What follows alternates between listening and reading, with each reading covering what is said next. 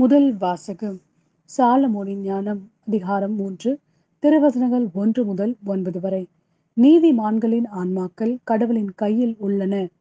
கடும் தொல்லை எதுவும் அவர்களை தீண்டாது. அறிவிலிகளின் கண்களில் இறந்தவர்களைப் போல் அவர்கள் தோன்றினார்கள். நீதிமான்களின் பிரிவு பெரும் துன்பமாக கருதப்பட்டது. அவர்கள் நம்மை விட்டு பிரிந்து சென்றது பேரழிவாக கருதப்பட்டது. அவர்களோ அமைதியாக இளைப்பாறுகிறார்கள். மனிதர் பார்வையில் அவர்கள் தண்டிக்கப்பட்டாலும் இரவாமையில் அவர்கள் உறுதியான நம்பிக்கை கொண்டுள்ளார்கள். சிறிதளவு அவர்கள் கண்டித்து திருத்தப்பட்ட பின் பேரளவு கைமாறு பெறுவார்கள். கடவுள் அவர்களை சோதித்தறிந்த பின் அவர்களை தமக்கு தகுதி உள்ளவர்கள் என்று கண்டார். பொன்னை உலையில் இட்டு புடமிடுவது போல் அவர் அவர்களை புடமிட்டார். எரிபலி போல் அவர்களை ஏற்றுக்கொண்டார். கடவுள் அவர்களை சந்திக்க வரும்போது அவர்கள் ஒளி வீசுவார்கள். அரிதாள் நடுவே தீப்பொறி போல பறந்து சுடர் விடுவார்கள். நாடுகளுக்கு தீர்ப்பு வழங்குவார்கள். மக்கள் மீது ஆட்சி செலுத்துவார்கள். ஆண்டவரோ அவர்கள் மீது என்றென்றும் அரசாள்வார். அவரை நம்புவோர் உண்மையை அறிந்து கொள்வர். அன்பில் நம்பிக்கை கொள்வோர் அவரோடு நிலைத்திருப்பர். அருளும் இரக்கமும் அவர் தேர்ந்து கொண்டோர் மீது இருக்கும். இது ஆண்டவரின் அருள்வாக்கு. இறைவா உமக்கு நன்றி. இரண்டாம் வாசகம் ரோமருக்கு எழுதிய திருமுகம் அதிகாரம் 6 திருவசனங்கள் 3 முதல் 9 வரை. திருமுழுக்கினால் கிறிஸ்து இயேசுவோடு இணைந்திருக்கும் நாம் அனைவரும் அவருடைய சாவிலும் அவரோடு இணைந்திருக்கிறோம் என்பது உங்களுக்கு தெரியாதா? இறந்த கிறிஸ்துவை மாட்சிமிகு தந்தை உயிர்த்தெழ செய்தார். அவ்வாறு நாமும் புதுவாழ்வு பெற்றவர்களாய் வாழும்படி திருமுழுக்கின் வழியாய் அவரோடு அடக்கம் செய்யப்பட்டோம். அவர் இறந்தது போலவே நாமும் அவரோடு ஒன்றித்து இறந்தோம் எனில் அவர் உயிர்த்தெழுந்தது போலவே நாமும் அவரோடு ஒன்றித்து உயிர்த்தெழுவோம். நாம் இனிமேல் பாவத்துக்கு அடிமைகளாய் இராதபடி நம்முடைய பழைய மனித இயல்பு அவரோடு சிலுவையில் அறையப்பட்டிருக்கிறது. இவ்வாறு பாவத்துக்கு உட்பட்டிருந்த நம் இயல்பு அழிந்து போகும். இது நமக்கு தெரியும். ஏனெனில் இறந்தோர் பாவத்தினின்று விடுதலை பெற்றுவிட்டனர் அன்றோ? கிறிஸ்துவோடு நாம் இறந்தோமாயின் அவரோடு வாழ்வோம் என்பதே நாம் கொண்டுள்ள நம்பிக்கை. இறந்து உயிருடன் எழுப்பப்பட்ட கிறிஸ்து இனிமேல் இறக்க மாட்டார்.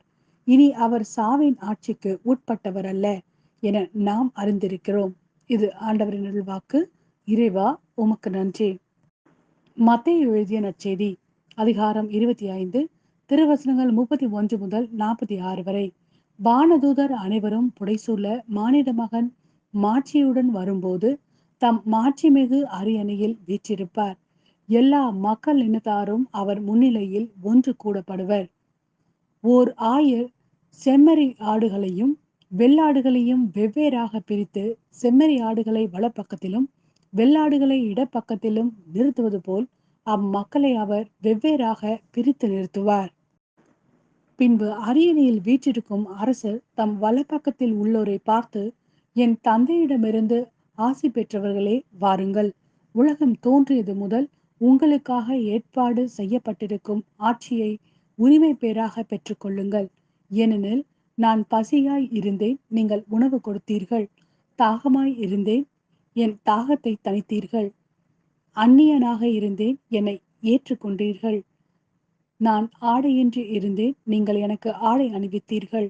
நோயுற்றிருந்தேன், என்னை கவனித்துக் கொண்டீர்கள். சிறையில் இருந்தேன், என்னை தேடி வந்தீர்கள் என்பார். அதற்கு நேர்மையாளர்கள், ஆண்டவரே, எப்பொழுது உம்மை பசியுள்ளவராக கண்டு உணவளித்தோம், அல்லது தாகமுள்ளவராக கண்டு உமக்கு தண்ணீர் கொடுத்தோம்? எப்பொழுது உம்மை அந்நியராக கண்டு ஏற்றுக்கொண்டோம், அல்லது ஆடை இல்லாதவராக கண்டு ஆடை அணிவித்தோம்?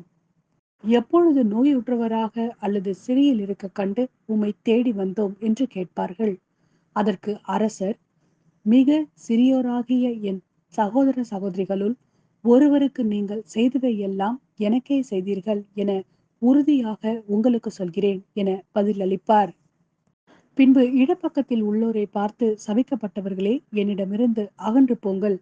அழகைக்கும் அதன் தூதருக்கும் ஏற்பாடு செய்யப்பட்டிருக்கிற என்றும் அணையாத நெருப்புக்குள் செல்லுங்கள். ஏனெனில் நான் பசியாய் இருந்தேன், நீங்கள் எனக்கு உணவு கொடுக்கவில்லை. தாகமாய் இருந்தேன், என் தாகத்தை தணிக்கவில்லை. நான் அந்நியனாய் இருந்தேன், நீங்கள் என்னை ஏற்றுக்கொள்ளவில்லை. ஆடையின்றி இருந்தேன், நீங்கள் எனக்கு ஆடை அணிவிக்கவில்லை. நோயுற்றிருந்தேன், சிறையில் இருந்தேன், என்னை கவனித்துக் கொள்ளவில்லை என்பார். அதற்கு அவர்கள், ஆண்டவரே, எப்பொழுது நீர் பசியாகவோ தாகமாகவோ அந்நியராகவோ ஆடையின்றியோ நோயுற்றோ சிறையிலோ இருக்க கண்டு உமக்கு தொண்டு செய்யாதிருந்தோம் என கேட்பார்கள். அப்பொழுது அவர், மிக சிறியோராகிய இவர்களுள் ஒருவருக்கு நீங்கள் எதையெல்லாம் செய்யவில்லையோ அதை எனக்கும் செய்யவில்லை என உறுதியாக உங்களுக்கு சொல்கிறேன் என பதிலளிப்பார். இவர்கள் முடிவில்லா தண்டனை அடையவும் நேர்மையாளர்கள் நிலைவாழ்வு பெறவும் செல்வார்கள்.